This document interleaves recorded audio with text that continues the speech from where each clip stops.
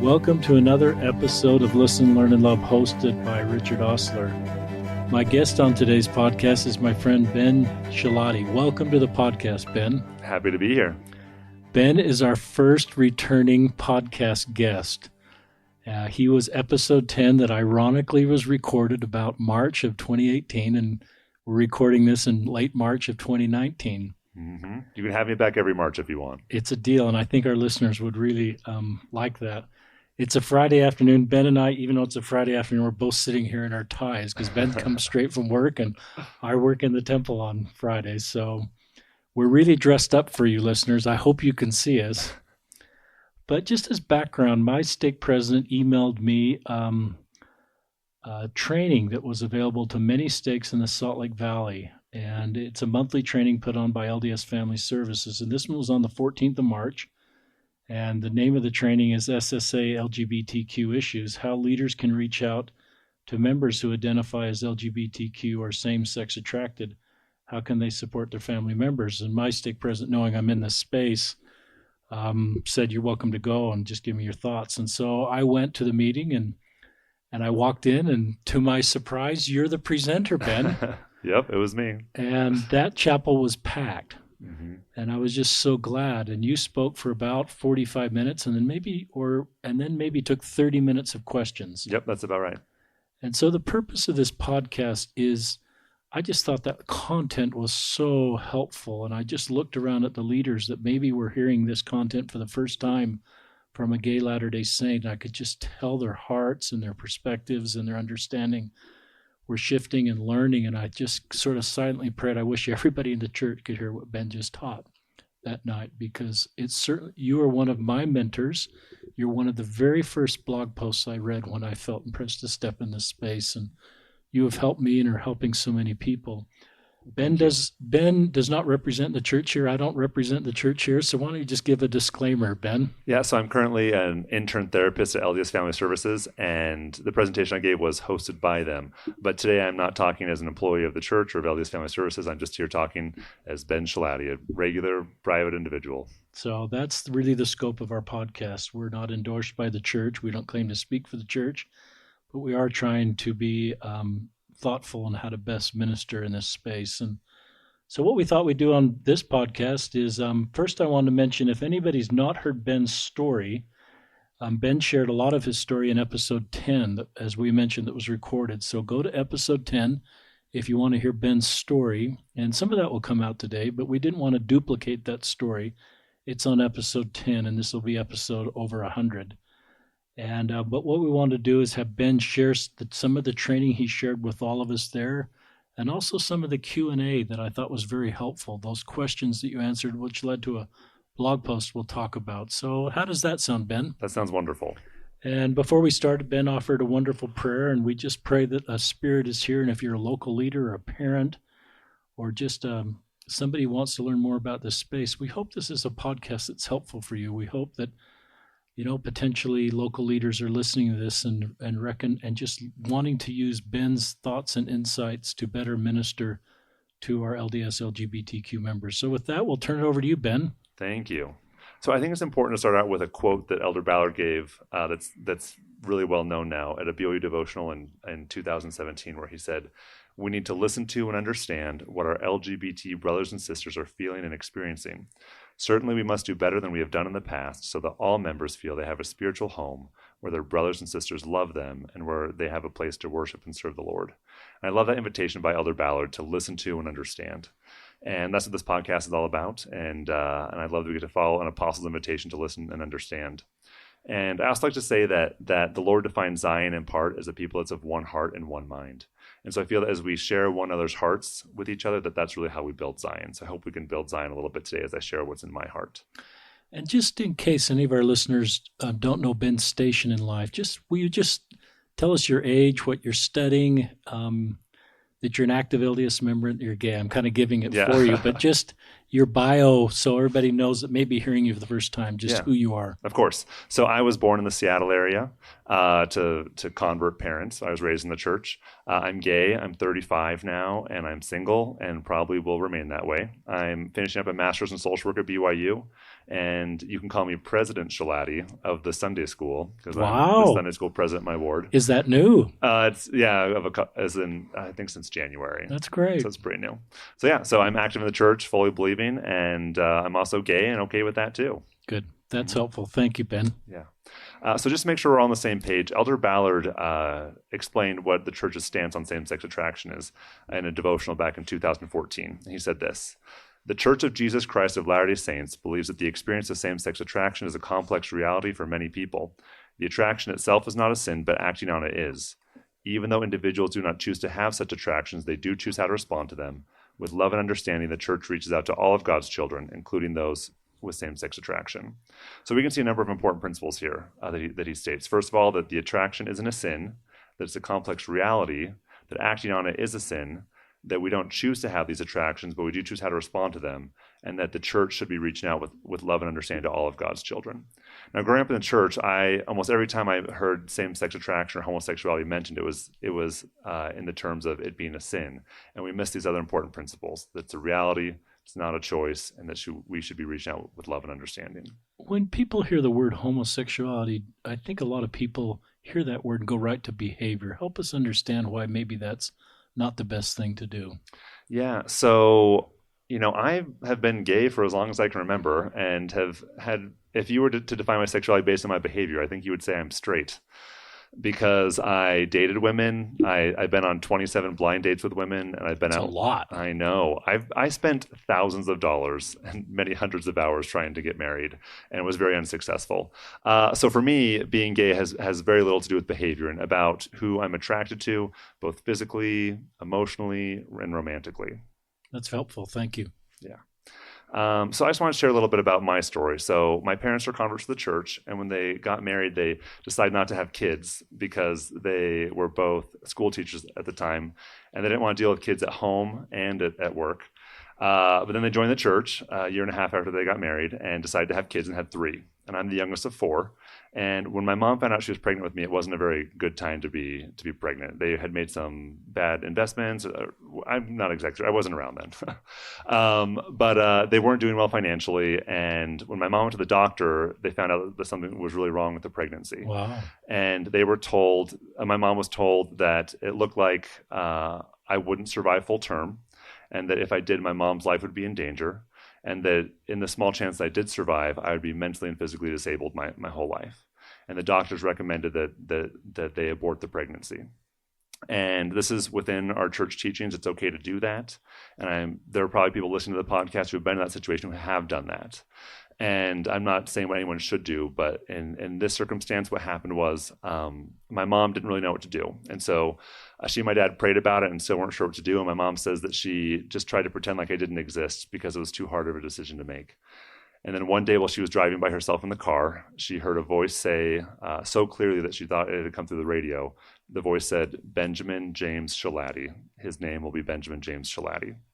And so she knew that she had to have me, and told my dad that, and he agreed. And so my mom really thought that she was going to die, and was willing to give up her life so that I could even have a chance of being born.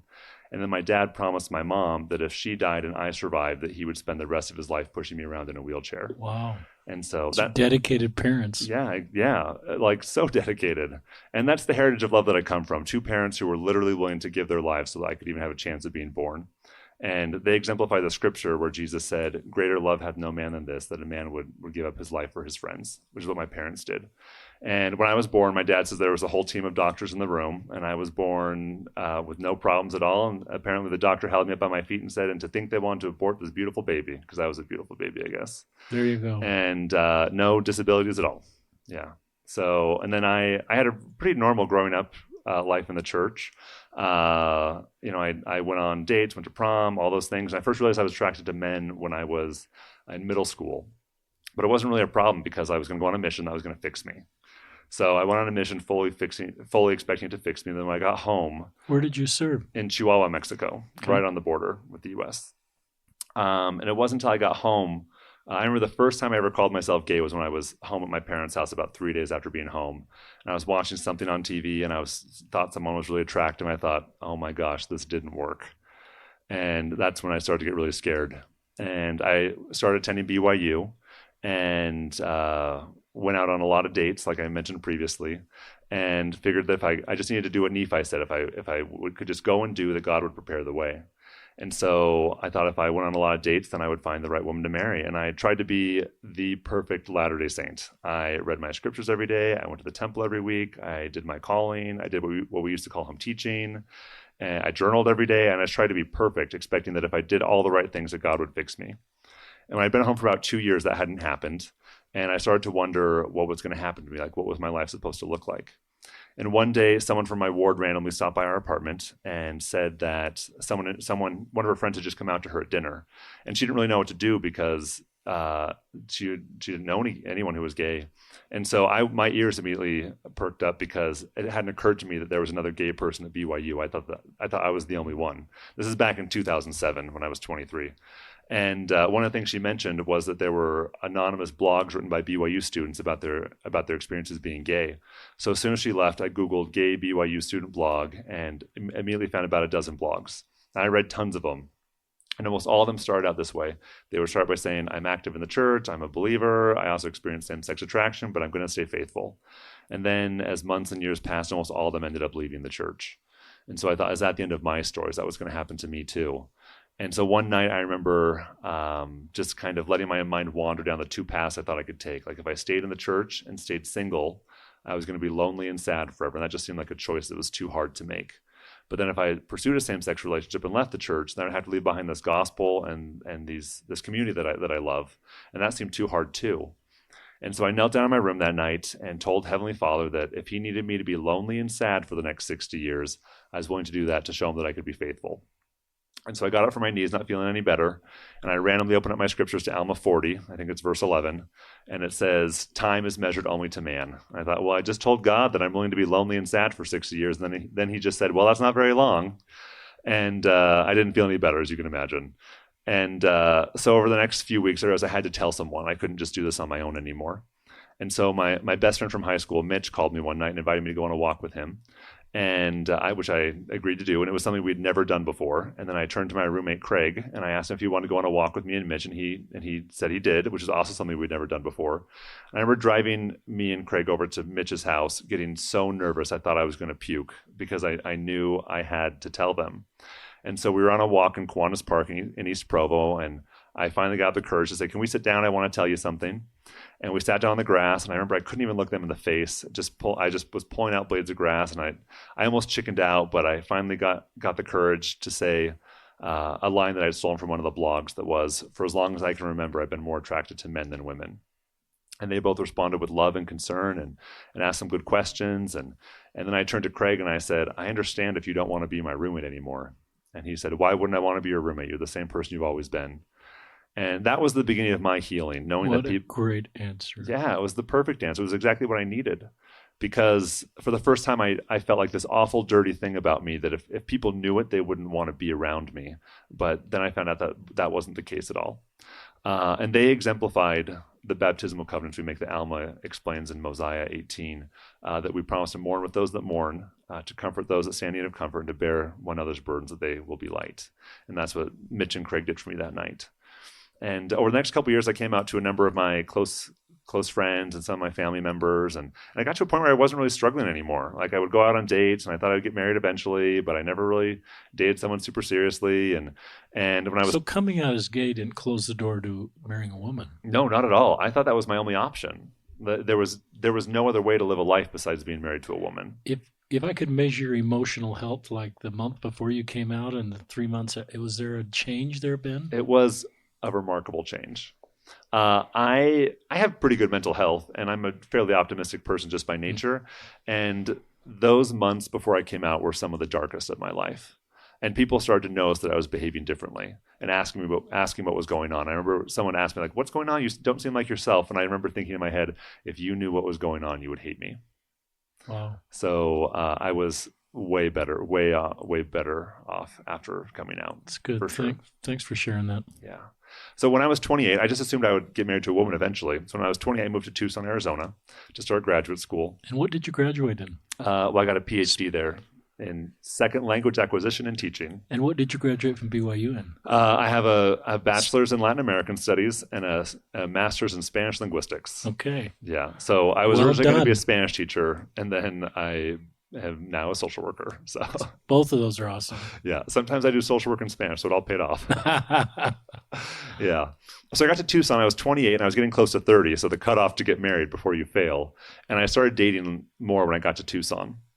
And I realized that things weren't going to work out. It just wasn't going to happen. And my friend Allison came to visit over the first Christmas that I was in Tucson. She was there to visit some family members. And she knew I was gay, and I knew that she'd had a crush on me before, and we were good friends. And I thought, maybe Allison and I can make something work. Like, if I can't date her, like, who could I marry? And we hung out for a couple of days, and I just wasn't feeling it. There was just no way that I was interested in her romantically as close as we were. But she met my roommate Kevin at the time, and she thought Kevin was pretty cute, and Kevin thought Allison was cute. And so I worked my magic, and Allison was living in Houston at the time, and I helped them set up a Skype date. And then they started dating long distance, and then they got engaged. And I was so happy for them to see two of my closest friends get married, but our house had really thin doors. And so every night I could hear Kevin and Allison Skyping and falling in love and thinking, that is supposed to be me. That's Like, supposed to be you. I'm supposed to have that. Like, what is to become of me? Like, what is my life supposed to look like? And I just felt like I was going to be perpetually lonely and sad and constantly just left behind by people who got married. The left Yeah. behind by people that got married is something that resonates with me, as I've just talked with so many people, and maybe you'll talk about this, just really meaningful relationships that as they move forward with their life and find a life partner, then you're still you're left behind. Yeah, And that's hard emotionally for anybody, just Yeah. to have people leave your life. exactly. And it was petrifying, honestly. And so I had to move out of Kevin's house so Allison could move in when they got married. And I moved across town, and I went to a new ward where I only knew a handful of people. And I remember, and I was 29 at the time because I'd been in Tucson for a year. And I remember going to church that day and seeing this guy that I had known before, who I just thought was really cool and really cute. And I thought, that's the person I want to ask out. Like, that's the kind of guy I want to date. I got home from church and I thought, I've been trying this whole Latter-day Saint thing for 29 years, and I'm just lonely and sad, and maybe I should try being gay and see what that's like.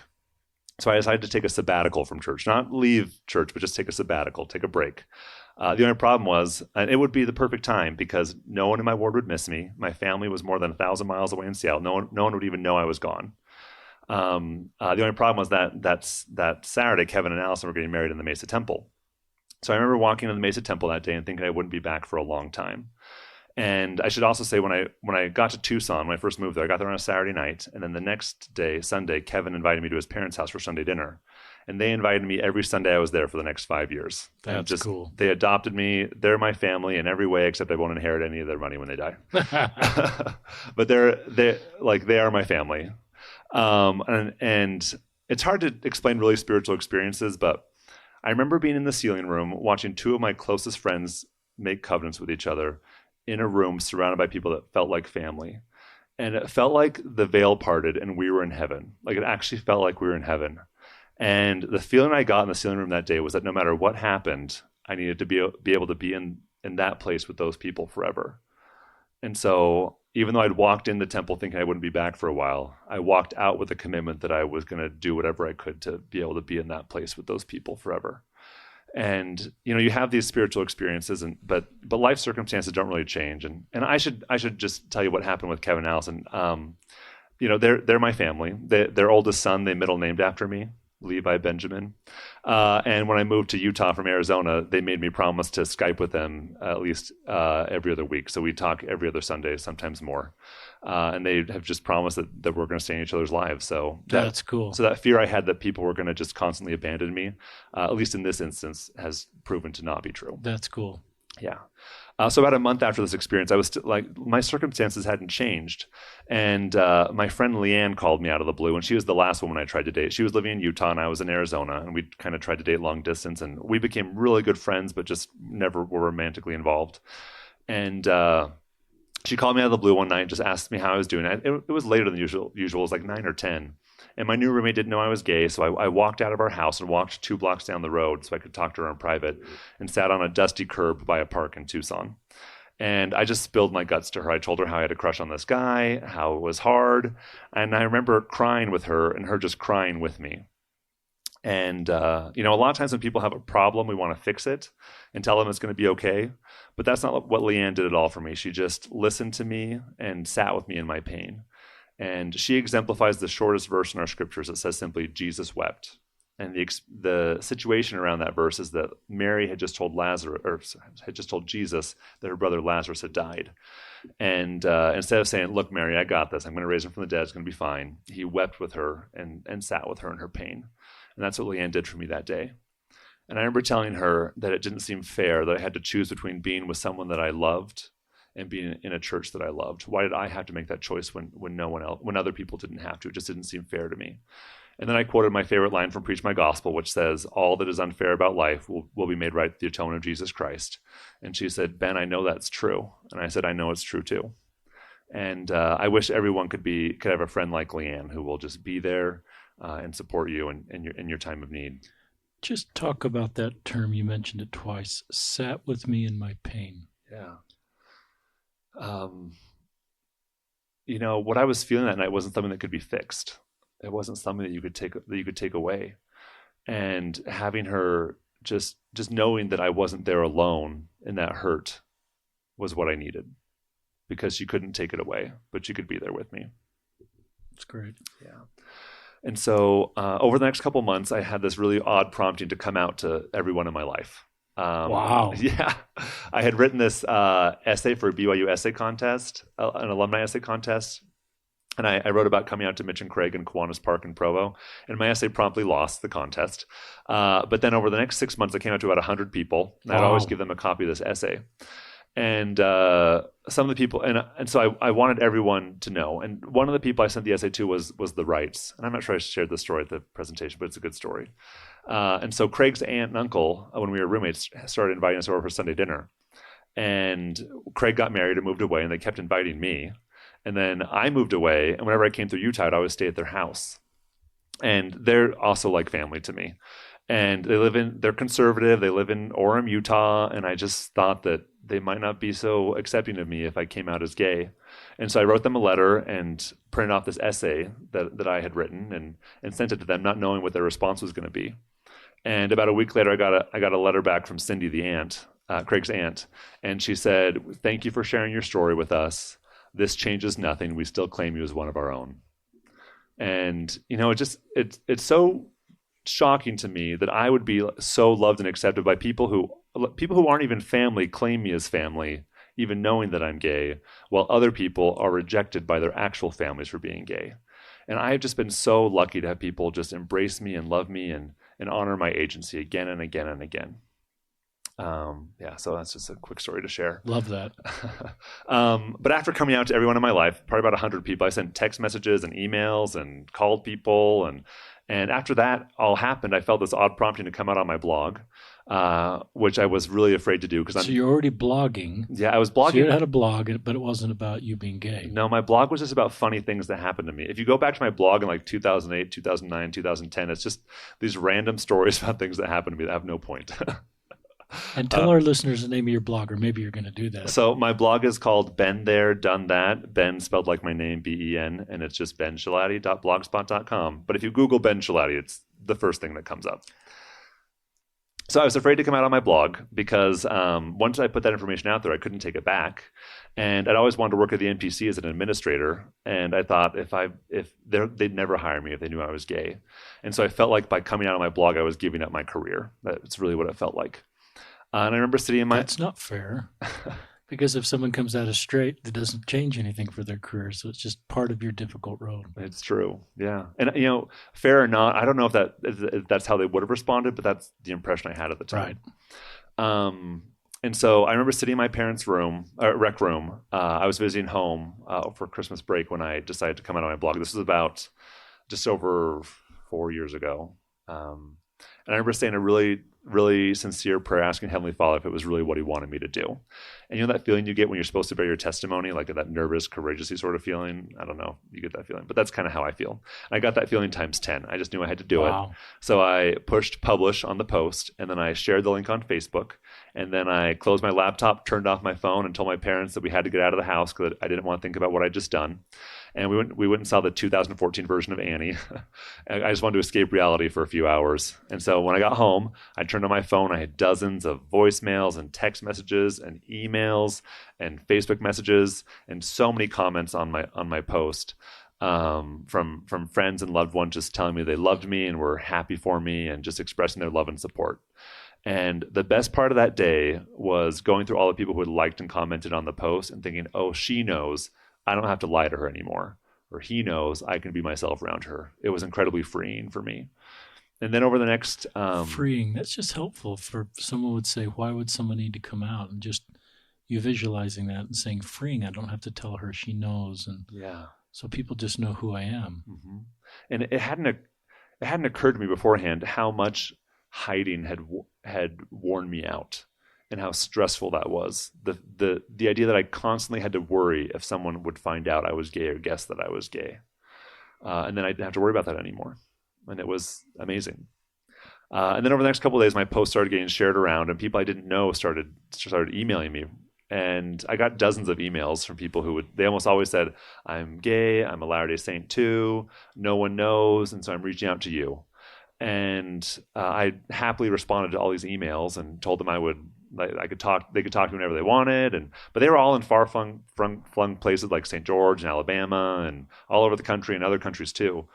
And it occurred to me that I was the only gay Latter-day Saint I knew about in Tucson. And statistically, there was no way that was the case. And so I talked to my stake president, and I said that I wanted to start a support group for gay Latter-day Saints in the area, patterned after the Genesis group, which was founded for Black members in the early 70s. And it was a place for them to build a community with people who had similar experiences and also build their faith in Christ together. And I said, that's what I want to do. And he was really supportive and helped me get that going on my own. It wasn't sponsored by the church, but he helped me get it going, and even assigned a high counselor to work with me. And so for the 2 years I was there, the last few years I was in Tucson, we had a monthly meeting. And originally we were going to have a spiritual meeting, then a social once a month. But we all became the best of friends, and we'd never planned socials because we were always just hanging out together anyway. Those are the best socials. Yeah. And by the time I left, probably about 36 people would come occasionally. And those people became my brothers and sisters too. And every time someone new would come to the group, I would either go on a walk with them or take them out to dinner, or sometimes both. And in Tucson, there are some like dry rivers that only have water in them when it rains, and they have paths along them. And I remember taking one of my friends on a walk along one of these rivers, and we just walked for like an hour and a half. And he just told me his story. He'd never gotten to share it before, and he kept apologizing for talking so much. And I kept saying, just get it out. It's okay. Like I want to hear your story. And we laughed and we cried, and it was just beautiful. And I've walked dozens and dozens of miles with my gay friends in Tucson, hearing their stories. And I still consider that to be one of the best things I've ever gotten to do. I like that story, Ben, because I think, as a priesthood leader, I might be nervous about creating community for LGBTQ people that are going to hook up. Mm-hmm. And so I want to, that thought might be in my mind, but the more I'm in this space, the more I realize if people want to hook up, they're going to hook up. There's mm-hmm. plenty of apps to hook up. But what I see happening when these groups are formed in an unofficial way is just community. Yeah. And there's the visual of you walking down that, the bank of that river that is not only physically you're doing it, but spiritually, emotionally, and bearing their burdens. It just creates community, and it creates authentic connection. It's bearing and mourning and comfort. And so I think people need community together that are walking the same road, so you can share this road you're walking together, and because you're all walking at the same road, and you need to share these experiences. So I've certainly changed on my thinking of that as I've seen the community that our LDS LGBTQ people need and how it helps them move forward. Definitely. I have been shocked by how much I've needed my gay friends in my life.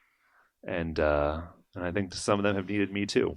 So we really need to be there for each other. It reminds me of a line that when I was on my mission, there was an article in the Ensign about the founding of the Relief Society.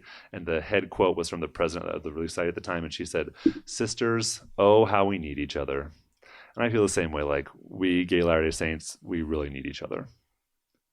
I like that. Yeah. So I just want to. So the presentation I gave that you attended, I ended it by sharing a few scriptures that I'll share right now.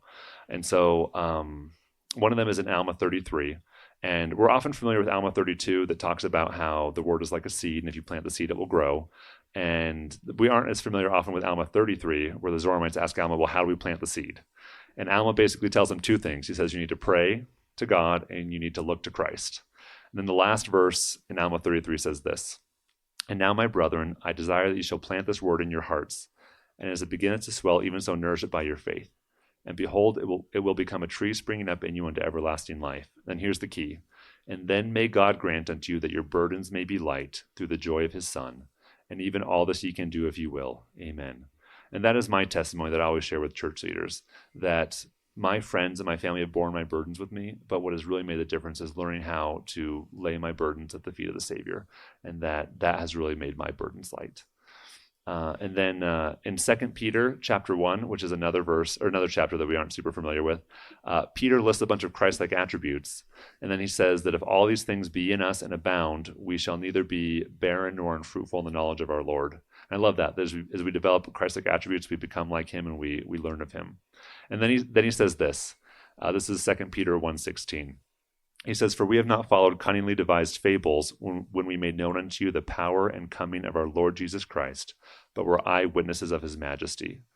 And I just love that because he's saying here, we didn't make this up. These aren't stories we made up, but we were eyewitnesses of him. And I haven't been an eyewitness of the resurrection of Jesus Christ. I haven't seen the marks of the nails in his hands and in his feet. I haven't done that, but I have been an eyewitness that our heavenly parents love their LGBTQ children so much. And I have been an eyewitness of the power of the atonement to change hearts. And I used to think that the atonement of Jesus Christ was supposed to make me straight, but what it did instead was it healed my broken heart. And I am an eyewitness of that. I love that line. Will you just say that again? That I used to think the atonement of Jesus Christ would make me straight, but instead it healed my broken heart. Yeah. And the church has a great website for church leaders called counselingresources.churchofjesuschrist.org.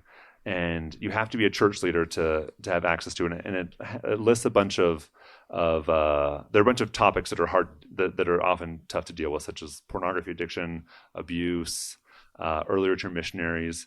And one of the topics is same-sex attraction. And it gives this counsel to church leaders. It gives 5 questions that it recommends people ask, or church leaders ask, when someone discloses feelings of same-sex attraction. And I just want to read these because I think they're beautiful. And I think if every bishop asked these questions when someone came out to them, almost everyone would have a positive experience.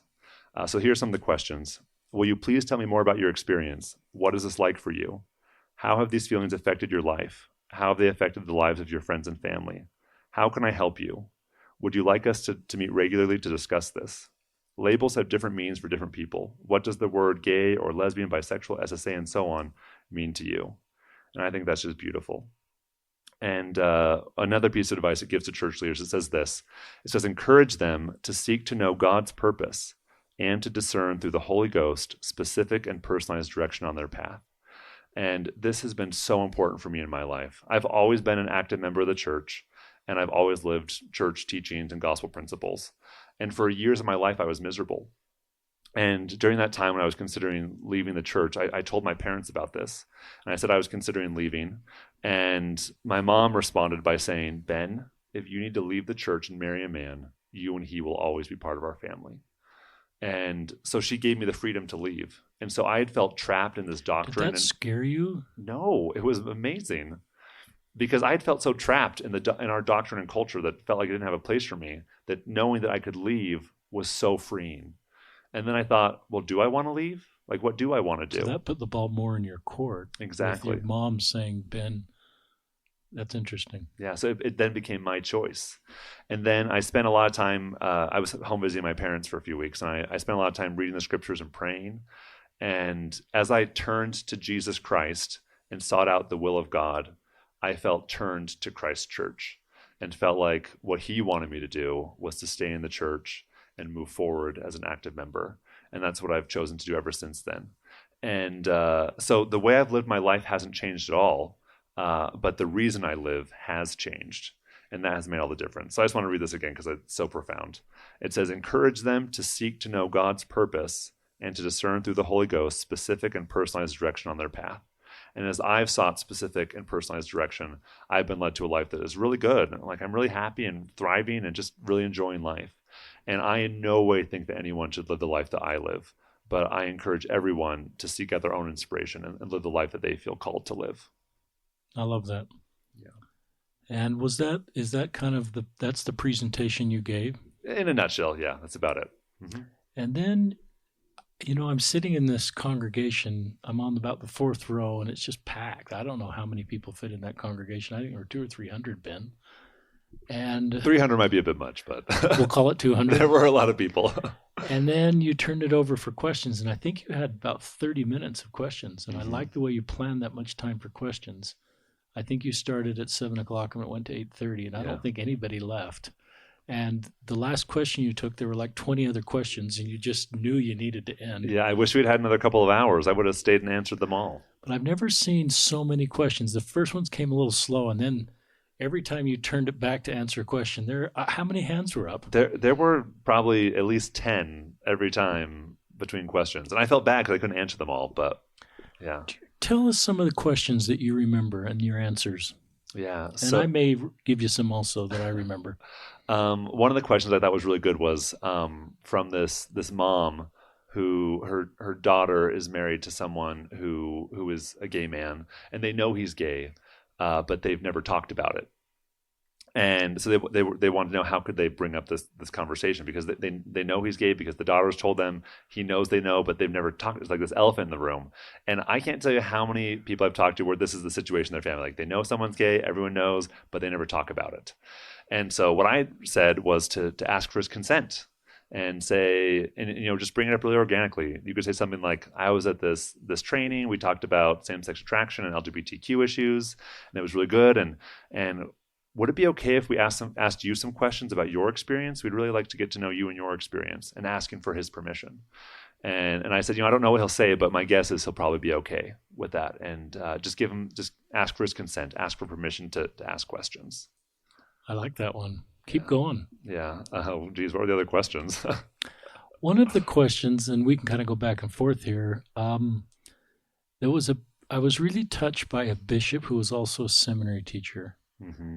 And he talked about his seminary students struggling with this in the church because they had friends that were gay, and they recognized the more difficult road, and they perhaps even wished the church, they just recognized that it was a harder road, and he, being a seminary teacher, is hearing these things a lot and knows the teachings of the church, and was looking for what he could tell to these, seminary kids that are just having empathy for their gay brothers and sisters that just have a more difficult road. Yeah. And I don't remember what I said that night, but I'll answer the question now, unless you remember. No, go for it.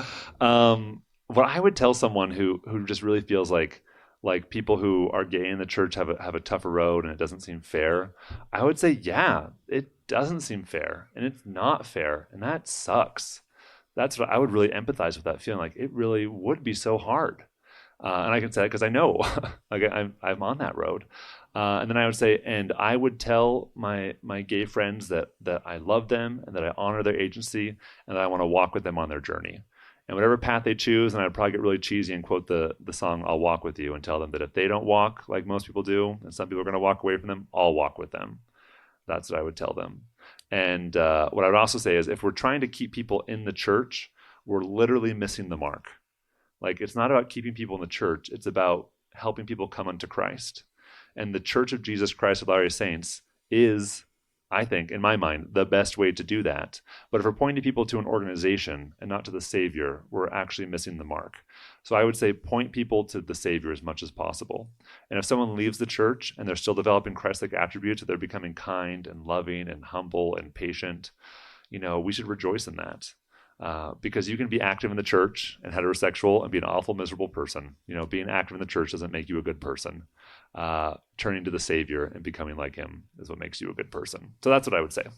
And that's what I remember you saying, because it was very interesting for me, because the the questioner says, sort of put it on the church to say, what's the church going to do about this? And you moved it one level higher, said, this is really about God and his doctrine. Yeah. And the need, like you say, to get personal revelation of God and his doctrine. Yeah. And personal revelation for your own path. So I love the way you kind of move that into a higher sort of discussion, an elevated discussion about what Heavenly Father wanted versus the church. Yeah. And, just like you said, if we take it even one step farther, if we're pointing people to Christ, what did Christ say?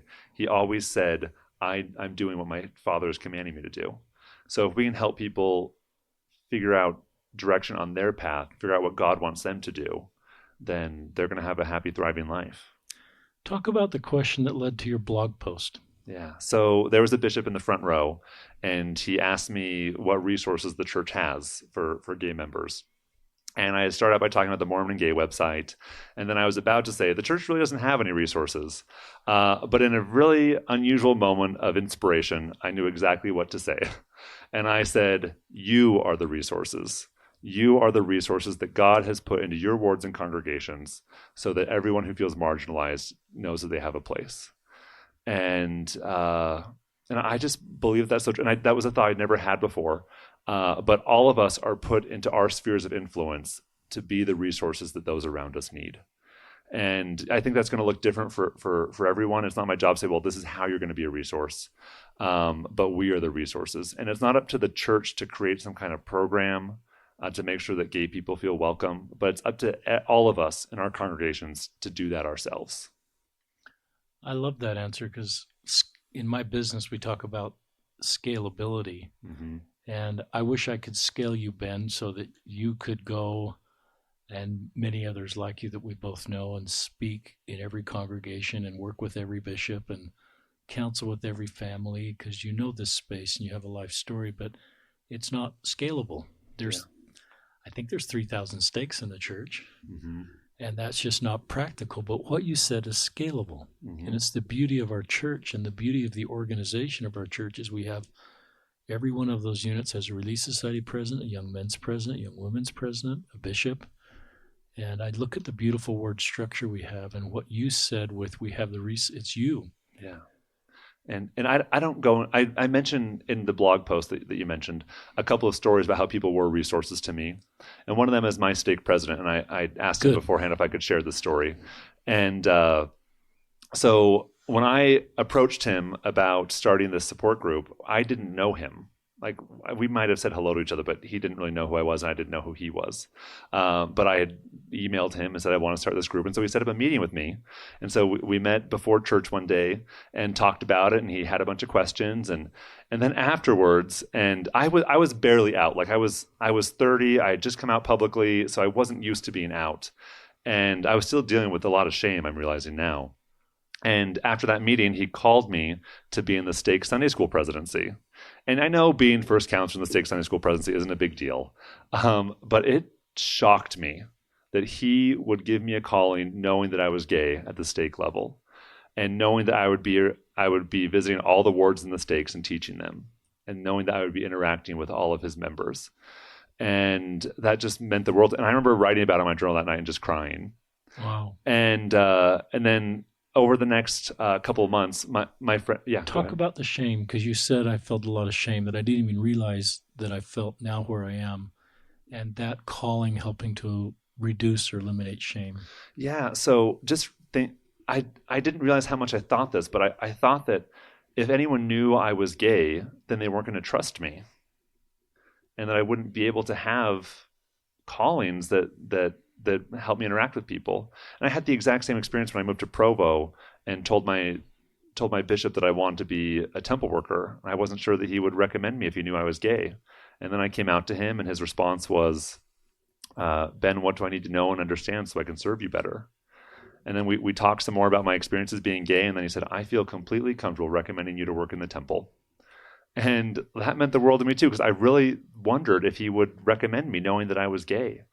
And I found it again and again that people have no problem with me. And I've been really lucky because other people have had very different experiences, but I've had uniquely positive or universally positive experiences.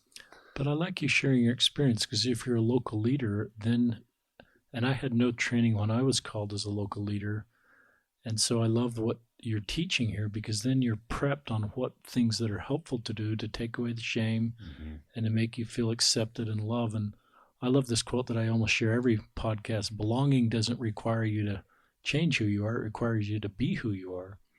And so this journey that you're sharing is going from fitting in, which isn't sustainable, to belonging. Yeah. And as you're transitioning that, you're no longer a square peg trying to fit in a round hole. All that tension and stress and potential depression, and you're belonging based on who you are. You didn't go from a square peg to a round peg. Yeah. It's not like the atonement changed the size of your peg. You're the same peg, but you belong. Yeah. And you're authentic, and you belong, and how much your emotional health is better, and your contributions to the church, and we see you for your gifts and your attributes, and how, if we can do more of that, I think it helps more be able to find a place to stay. Yeah, I think that's exactly right. And just returning to the story of my stake president. Good. Let's go back. Yeah. So after he helped me get this group started, one of my friends, Paul, he wanted to do some outreach. And so he asked if he could invite some people over to my house one night, some friends over to my house, just to share his story with them as a gay Latter-day Saint. And so we did that one Sunday, and it was amazing. He shared his story for about 20 minutes, and he let people ask him questions. And then he said, "Can we do it again next week?" And so he invited more people over the next week. And he shared his story again. And then he said, "You should share too." And so he and I would both share our stories for 10 minutes, and then we would invite a different group of people over, and then we would let people ask us questions. And then as we found more and more gay members, we would rotate who would share their stories. And I invited the stake president to come to one. We ended up calling them ally nights because we were teaching straight people how to be LGBTQ allies. And not only did he come, but he brought both of his counselors. And I don't know how many people have had all three members of their stake presidency in their house for an hour and a half. Wow. But he took the time to come and hear our stories and have a conversation with us. And that really meant the world to me, because I knew that my stake president cared about me enough to make me a priority. And so every time I go back to visit Tucson, I've been back to visit probably 5 times since I moved away, I always stop by his house to thank him personally, because he needs to know the impact that he had on my life. And I always get emotional doing that, because really his influence on me is eternal. Like I needed that so much. Eternal.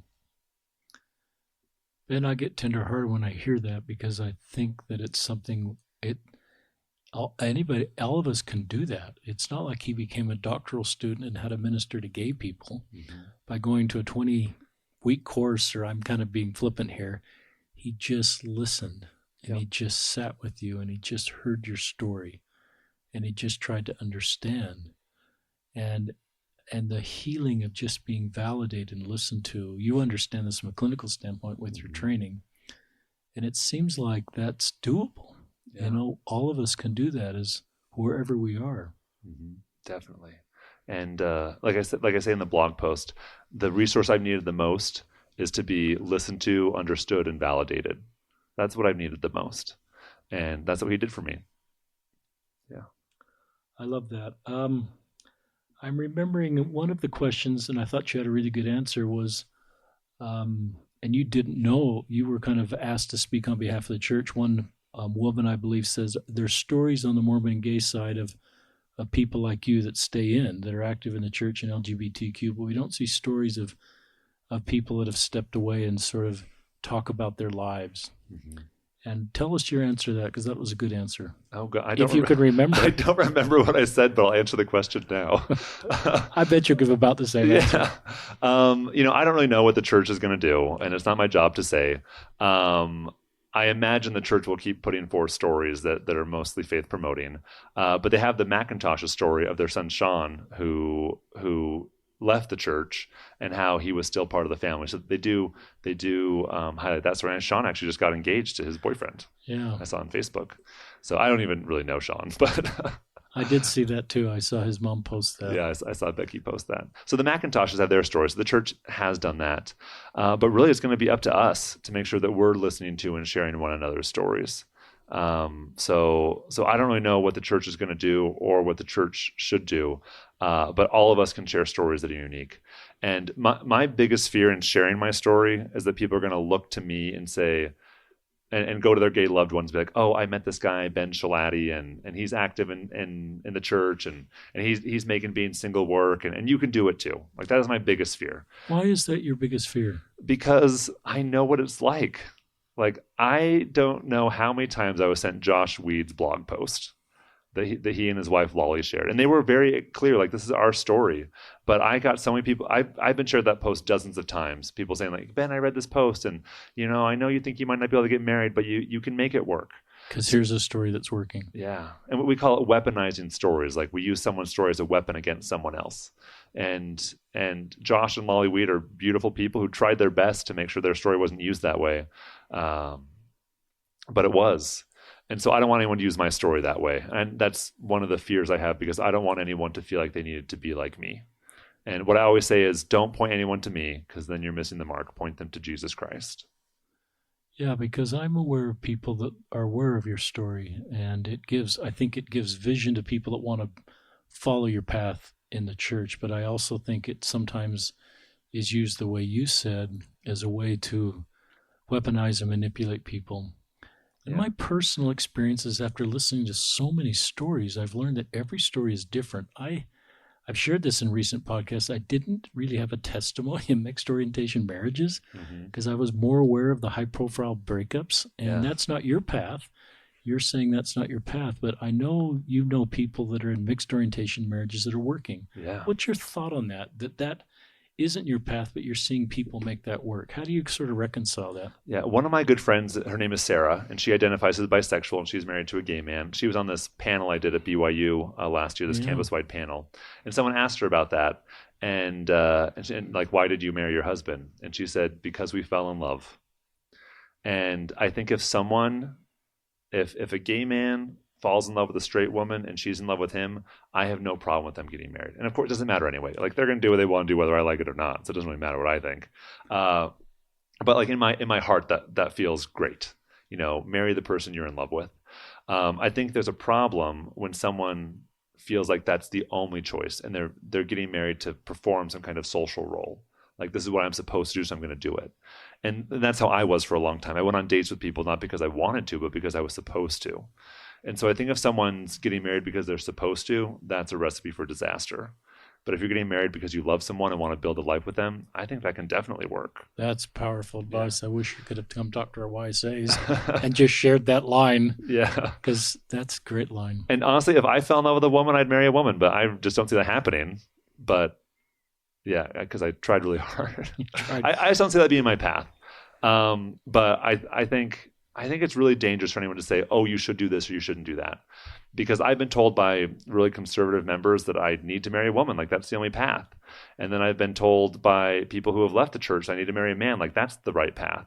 And everyone just wants me to get married to someone. And I keep thinking, why do I need someone to complete me? Like, I am a whole person the way I am. And I can come unto Christ the way I am. And, if you read I can come unto Christ the way I am. Yeah. And I spent a lot of time studying the chapters in the Book of Mormon about the plan of salvation, which the Book of Mormon also calls the plan of happiness, to see what principles it had for me in my life. And nowhere did it mention marriage anywhere in the plan of happiness. And so I don't think I need to be married to be happy. So I'm just going to live my life the way I feel called to live it. And one thing I feel very strongly is Paul says in 1 Corinthians 12 that the body of Christ is made up of all different kinds of parts. Like, we're not all hands, we're not all feet, we're not all ears, we're not all eyes. And as a single person, like, I'm a different part of the body of Christ that can do things that a married person can't. And I used to think of being single as a deficit, like of something I was lacking, but I see it as a strength. Because if I were married, like if I got married at 23 like I was supposed to, then I'd have like 4 or 5 kids now, and I would be with them right now instead of talking to you on this podcast. We're glad you're here. Yeah. And when someone calls me in crisis at 10 p.m., like, I have time to talk to them. And if someone just needs someone to be with them, like, I can do that. And so being single for me has been a strength. And if I were sitting at home all day watching Netflix by myself, I would just be lonely. But that's not my life. Like, my life is active and full and filled with people. So if someone wants to be in a mixed orientation marriage and that's what they feel called to do, great. If they feel called to be single like me, great. If they feel called to be in a same-sex relationship, great. I honor that choice. does it affect you when a friend that's active in the church, a gay man or a gay woman, lesbian woman, finds a same-sex partner and then goes down that road and there really isn't a place for them in the church? They could come, Yeah. but there's not really a place. Is that hard on you emotionally? Do you yearn? Do you worry about their eternal salvation? Do you mourn a little bit that's not your path and that's, you want that at times? And where does that put you when you kind of see, and I'm sure you've seen that in your life, friends leave? Yeah. Yeah. I've had a lot of friends leave. And I hope they all know that I still want them in my life. Honestly, like my gut reaction, if I'm not thinking about it hard, is a little bit of sorrow, because I just love the restored gospel and the Church of Jesus Christ of Latter-day Saints so much. I just wish everyone could be a part of it and feel a part of it. Same. But if they're choosing a different path, like, I'm going to honor that. And I want to walk with them on their path. And in as much as they find joy and peace, like, I want to experience that with them and be on that path with them. And like, I come from the Seattle area, so most of my friends growing up weren't Latter-day Saints, and most of my family, they're not members of the church either. So I know lots of people who aren't members of the church and who live wonderful, great, thriving lives. And so if someone was a member and chooses not to be, like, I have no fear that they're going to have like a sad, meaningless life, because I know better than that. Like, God is so much bigger than our church. So I know that even if someone leaves, they can still have a meaningful, thriving life. But in the end, like I just wish they could be. Like, my aunt and uncle, who like when I was a teenager, like, prayed every night that they would join the church, and never have, and I'm sure never will. And my aunt even asked us not to baptize her when she dies. I like that you have this open communication. Yeah. I wish they would join the church, because I just love it so much, but that's not for them. So how do you feel about friends that leave for a same-sex relationship and may say, Ben, we just kind of feel that God is at peace with our decision? I don't know if anybody's told you that, sort of that their path is outside the doctrine of our church, but they're feeling some comfort from God that this is okay, or their path. And I don't know how to reconcile that. And I don't know if that's an easy question for you to reconcile. Yeah. Because I want everybody to stay, and I would believe that God would want everybody to stay. So if someone says, I feel this is my path, I don't know how to always answer that question. Yeah.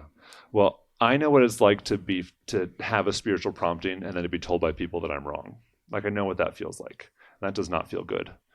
And so if someone has had a spiritual prompting to leave or to be in a same-sex relationship, I don't want to tell them, no, you're wrong, because I know what that feels like. I don't want to make anyone feel that way. So I don't understand all the mysteries of God and how he works and how everything fits into his plan. But I think that there's room for that to be a possibility. And if someone says, I felt prompted to leave the church, I'm going to say, I'm not going to disagree with that, because that's their life and their choice. And in as much as someone's life is outside of my sphere of influence, which everyone's is, everyone's choices aren't my own. And it's not my job to say what other people should and shouldn't do. I'm just going to honor that choice. And yeah, so that's what I would say. I like that answer. There's a phrase I once heard that I'd like to repeat that says, leave the judging to the judges. And I'm not a judge in Israel. As a single person, I never will be. And so other people's sins don't matter to me. And for some reason, we're so fixated on people leaving the church and being in same-sex relationships that we forget, like, there are all these other sins. Jesus said that, we shouldn't be gossiping about people. And if I hear my mom gossiping, I'm not going to say, well, Mom, I can't come over to the house anymore because you're gossiping. I want you to know that's wrong. I don't condone that action. How silly would that be? And we don't do that. And for some reason, we think that being in a same-sex relationship is some sin that we have to let everyone know that we don't condone it, and that we disapprove, and make some moral stand. Where I hope that we could but we're not making moral stands on other things. So, I mean, if we are making moral stands, I should be a little less flippant about that. But yeah, I just want people to live the life that they feel called to live. And I think it's very possible for someone to feel called to live a life different than how I live. Yeah, it's been a wrestle for me as I've really tried to understand that. And the older I get, the less, the more I can handle ambiguity. And I just invite everybody to stay. But if someone leaves, I'm not going to make them the villain. Sometimes I feel the extra burden of LGBTQ people kind of set them up on this pedestal. If they're in the church, but if they leave, they go from the top of the pedestal to the bottom of the pedestal, if there's such a thing, and they become the villain. And I've thought, well, I'm not sure. The villain to me are people that buy children out of sex trafficking or traffic their children into sex trafficking, or ISIS that wants to bomb me. And so there's real villains, and Satan's real, and I don't want to minimize that, but I just try to leave a lot of this at the Savior's feet and just say, like you said, I shouldn't judge. And sometimes I think, well, if God's got 99% of his children outside of our restored church, and he seems at peace with that and his eternal perspective of everything, even though the work goes forth and more people are joining, I guess I just leave it at peace if an individual decision is different than what I hope for them or what my personal journey is. Yeah. Can I share one more story? Yes, please. So when I was living in Tucson, I rented a room from two retired lesbians for a year and a half, and they were What's retired. A retired lesbian? Well, they were Does retired. that mean they're not lesbian anymore? They were retired professionally. I figured that's what you're saying. Yeah. I just thought I'd tease you. Yeah, they're both in their 60s and just awesome ladies. Yeah. I thought you were coining a new term here, but go ahead. No, they were retired professionally. Okay, I'm just teasing you. And my first night in the house, Allison, who owned the house, she asked me how I could be part of this bigoted church. And I don't remember exactly what I said. I probably shared my testimony and I told her like what being a member of the church meant to me. And then I told her, I said, and if you ever want to come to church with me, there's always room for you on the pew next to me. If anyone gives you any guff, they've got to deal with me. But if you want to come, you've got a space there. And then she saw like all the work we were doing, all the people coming over to have discussions, and she was just so proud of us and what we were doing. And so someone who had never been a member of the church, who couldn't join the church because of her relationship status, was so proud of us and what we were doing. I remember one day I got like violently ill. I was just puking all day long, and I could barely get out of my bed. And Allison just took care of me.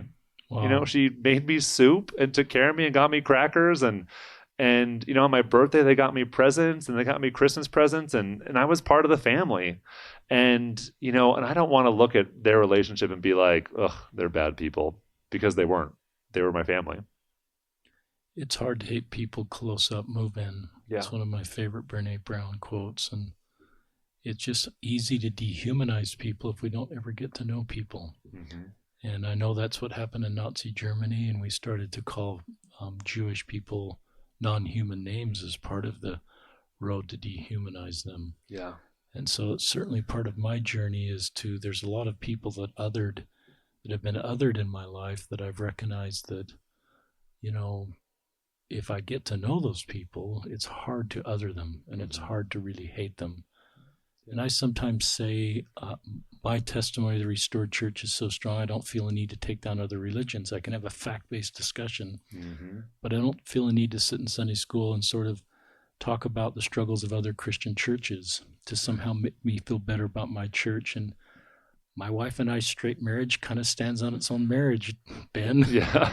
In other words, it's a beautiful, wonderful marriage, but I don't feel a need to sort of demonize people that are living at different types of lifestyles. Of course. It's easier if people don't spend their life attacking me or my church, but most of the people that I know that have left the church just want sort of permission to live their life the best way they can. And if I don't make them the enemy, I think it helps them just move forward in their life versus me sort of demonizing them or making them the bad guy.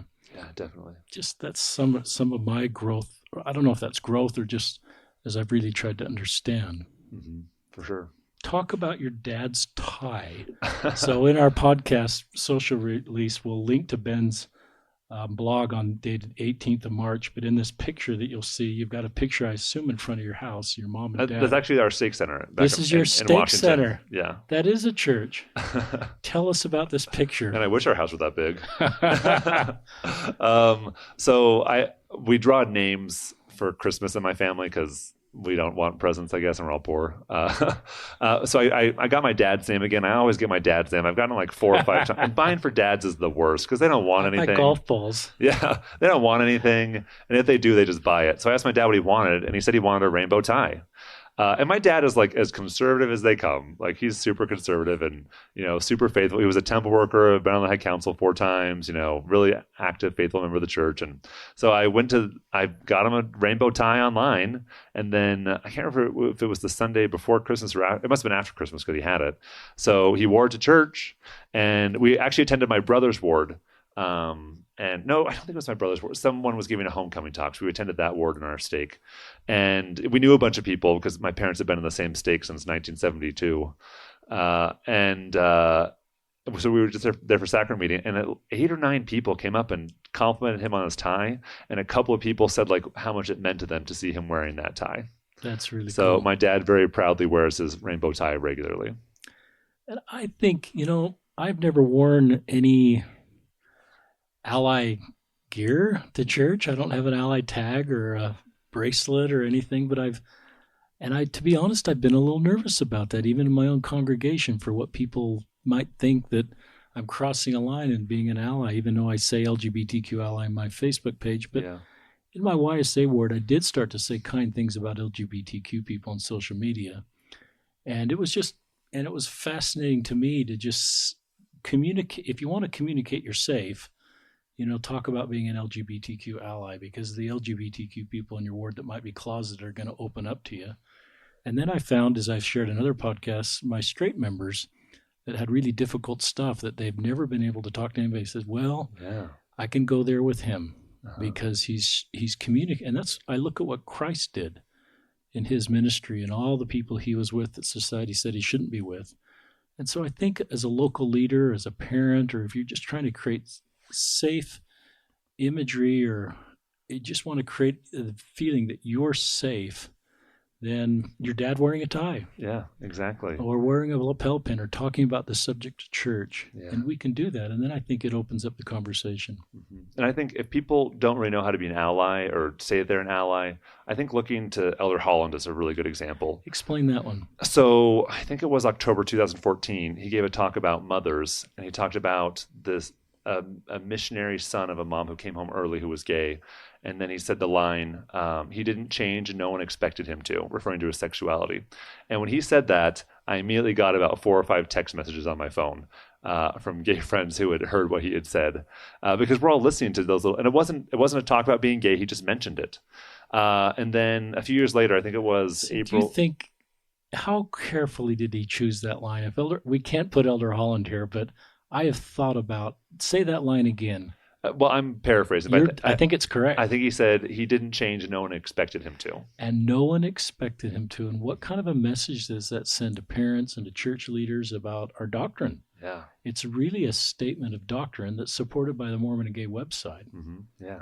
And then I think it was April 2017, he gave a talk about how there's room for everyone in God's choir.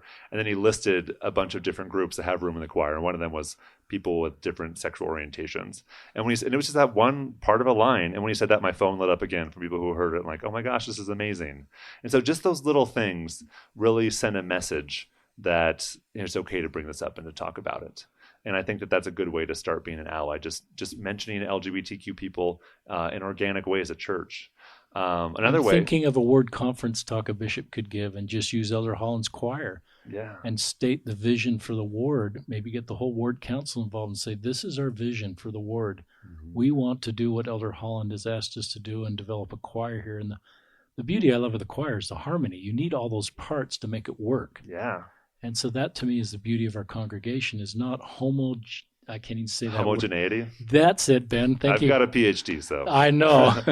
I've got a marketing degree, and I don't anyway. But yeah, I just think there's beauty in what Elder Holland's choir is, and it's a choir that makes harmony. Yeah, exactly. And if people want to go a step farther, so I mentioned in this post my institute director in Tucson, Brother Bauer. And so I came out on my blog in January of 2015.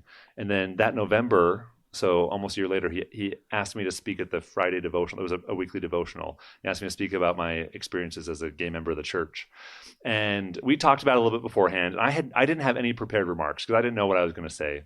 And he and I met briefly before I spoke, and he was going to take the last 10 minutes of the devotional to talk, and I assumed to put out any fires I was going to start. And so I didn't have any prepared remarks. I just spent the 2 hours beforehand just reading the scriptures and praying and listening to music, just trying to get myself in a spiritual place. And when I stood up to give that devotional, the first thing I said was something I have never said before.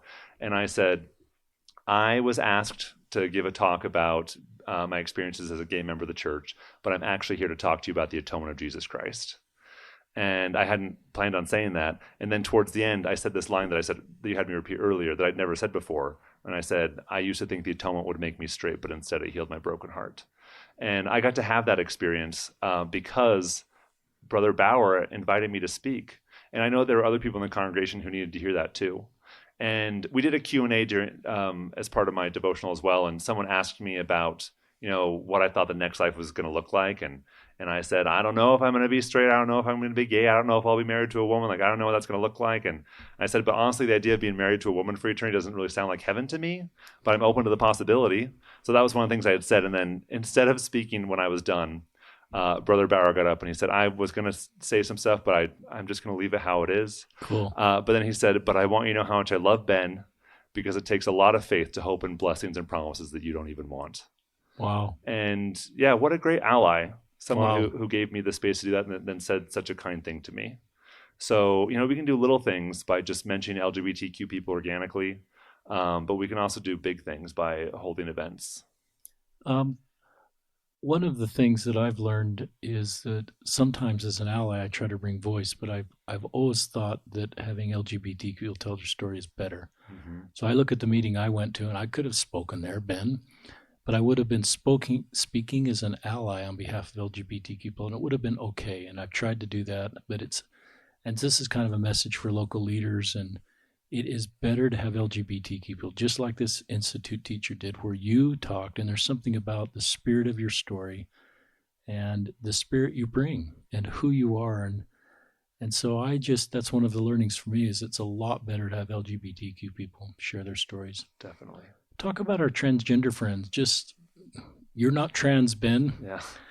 So I'm asking you to be an ally for trans. Just any thoughts you'd share for a local leader wanting to understand trans friends? Because some ways science has evolved and understanding has evolved for gay and lesbian people that's different than a transgender person. Yeah. So just going back to my own story really quickly. Good. I didn't really know what it was like to be a gay Latter-day Saint until I was about 28 and met another one. Like, I had never really talked to someone until my late 20s. 28. Yeah. And getting to know someone else's story helped me to understand mine so much more. It's interesting. And really built up my compassion in a lot of ways. And I'm not trans. I was assigned male at birth and identify as male and feel male. And I would make a terrible woman because my voice is so deep. You got a great radio voice, by the way. Thank you. Or a podcast voice. Yeah, but I'm male. And so I don't know what it's like to be transgender. Like, I've not experienced that even a little. And so what has helped me so much is my kind transgender friends who have taken the time to share their stories with me. And that has really opened my heart. And honestly, it's in some ways, a lot of it's still hard to wrap my head around, but that's not my job to understand it all. It's my job to listen and understand and help them feel welcome. And this panel I mentioned at BYU, one of the people on the panel is transgender, and he stole the show. He just stole the show by sharing his story in such a kind, compassionate, and charming way. And so I guess what I would say is I love my transgender brothers and sisters and whatever's in between, siblings, I guess. Right. And I hope to continue learning from them. And just one quick story. I was visiting a different ward about a year and a half ago, and the lesson was on the proclamation. And the teacher said some things that were pretty disparaging and dismissive of transgender people. And I raised my hand and I said, and he was saying things that weren't in the proclamation. And I said, I think it's important to look at what the proclamation does say and what it doesn't say. And when it does say that gender is an important part of our eternal destiny, I'm paraphrasing, Right. and he had really gone way beyond that and what he was saying. And then I stopped talking, and then he went on and said some more things that were in the proclamation. I raised my hand again, and I thought about my friend who was on this panel. I thought, I need to be an ally for this person. And I said, I don't really know how this all works. I have transgender friends who are members of the church who believe that they have a female spirit and a male body, and that's all going to be correct in the resurrection. I have other friends who have different beliefs, and I don't know. I don't know how that all works out because it hasn't been revealed yet. But we need to leave but I feel comfortable leaving the space for that to be a possibility. And there were only 20 people in the room. It was not a huge class. And after class, two people who I didn't know came up and thanked me for my comments, and then two people I did know also came up and thanked me for my comments. And the reason I share that is because we need to be allies for each other. And when my hand went up in the air, I was really thinking about this friend that I just adore and how I wanted to speak for him because he wasn't there to speak for himself. That's a great story. I'm so glad you shared that. What about it? When do you accept a transgender person's, if they're transitioning from female to male and they want to use a male name, do you just start using their male name, or do they have to sort of meet some sort of hurdle, or do you just say if they want to present themselves as male, I'm just going to honor that? Yeah. Well, going back to my own experience and speaking from my life, for most of my 20s, I wouldn't have called myself gay. And if people said I was gay, I would say, no, I just have same-sex attraction. And now I'm the exact opposite. I prefer gay and don't like to be called same-sex attracted. And so when someone says, oh, Ben, you have SSA, I say, no, I don't have SSA, I'm gay. And it would have been exactly the opposite 10 years ago. And so when people label me in ways that I don't like to be labeled, it hurts, and I don't like it. And then just recently, like I said, not most now, but a good portion of my friends aren't members of the church. And when President Nelson asked us to stop referring to ourselves as Mormons and instead to refer to ourselves as Latter-day Saints or members of the Church of Jesus Christ of Latter-day Saints, I started doing that. And some of my friends were kind enough to ask me how I wanted to be referred to. And so just as I changed how I labeled myself from Mormon to Latter-day Saint and from SSA to gay, and people honored that, I want to honor people and how they want to be labeled. And it's not my job to choose. I love that answer. I love the principle you shared to give us that answer. I know, like you do, a lot of young men and young women that are gay or lesbian and want to go on missions and wondering how that will all work. Any advice for that group? Yeah, I say if you want to go. The truth is, I'm not attracted to most guys. so good point. So living with a companion wasn't a problem. So, and all my companions were straight anyway, as far as I know. And so it just wasn't a problem. You're not on a mission to meet someone, and it can be a really intense emotional experience. But I'd say if you're worried about having troubles with your companions, like in my case, it was never a problem.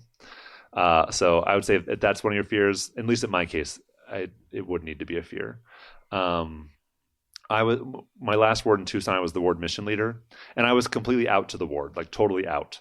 And I didn't know what to do with investigators to be out, if I should be out with them, because if I say, oh, I'm gay, I don't want them to have the impression like that the church is this super gay friendly place. But also investigators tend to be more conservative, and I didn't want to turn them off to talking to the missionaries by coming out to them. So it was this really awkward space. And I ended up coming out to almost all of them. And it was great because they just cared about me for who I was. And one of my favorite people who joined the church in that ward, he was there the day I gave a talk and came out in my talk as an investigator. He was an investigator. So he's an investigator. You give a talk coming out as gay. And just a bit of background. I just moved into the ward. I knew barely no one in the ward. And as part of my talk, I wanted to mention being gay. Like, it wasn't me just saying, I'm gay, just to say it. It was important to my talk. And I asked the bishop if I could come out in my talk, and he said, I don't see why that would be a problem. So I stood up on the stand as a near stranger to most people, and they all sustained me as ward mission leader. And then I got out of the pulpit and told them all I was gay. And I later learned the story from my friend who ended up joining the church. And he said that when I said that, he looked around the room to see how everyone would respond. And when people nodded and smiled, he said, this is a place where I can belong. Now you brought tears to my eyes. Yeah. So if someone wants to go on a mission and be open about being gay, I think they can do a beautiful work. He looked around and watched everybody, how they responded to you. Mm-hmm. And how they responded to you was his sign, witness, feeling that this was where he belonged. Yeah. That's a cool story, Ben. Mm-hmm. It's a really cool story. Yeah, maybe I should blog about that one. Well, you brought tears to my eyes on that one. Well, we're at the end. We try to keep these at about an hour and 20 minutes. Any final things you'd like to share with our listeners? Yeah. I just want to share one of the stories I shared in that last blog post I wrote. So after that talk in the ward where I came out, like I said, I didn't know anyone. And actually, can you hand me that so I can read the quote? Yes. So later that day, I got an email from someone in my ward who I'd never met before. And this is what he said. He said, this is part of what the email said. He said, "I'm glad to see your optimism and your testimony has helped strengthen mine. You will not be forgotten if you stop coming to church. I will miss your presence. If you stop coming to church, I will miss your presence. If you ever need to talk or hang out or just grab dinner, you are always invited into our home." And this invitation from someone I didn't know just meant the world to me and made me cry. And I think we need to let everyone know these things, that let them know that we want them there, that if you leave, we'll miss you. But if you leave, we want you to be part of our lives and part of our families.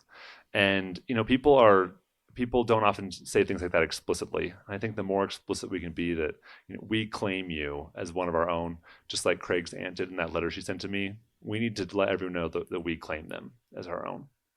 And I just want to, I often get asked how I live my life as a member of the church who's single and how I make that all work. And I just want to answer by sharing my favorite scripture, which is Doctrine and Covenants 123, verse 17. And this is this section comes from a letter that Joseph Smith wrote to the saints when he was in Liberty Jail.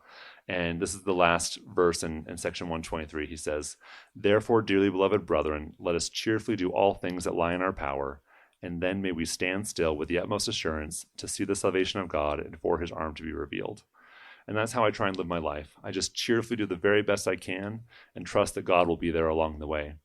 And I used to think that meant that I would cheerfully do all I could and then God would reveal his arm. And as I look back on my life, I see how he was there all along. And I write, here, I just want to read this last paragraph from this post because I think I said it better, and I'll say it right now. I said, "I don't know what you should do in your sphere of influence to be a resource to those who feel marginalized, but God knows. And I can't think of a prayer that he would be more anxious to answer.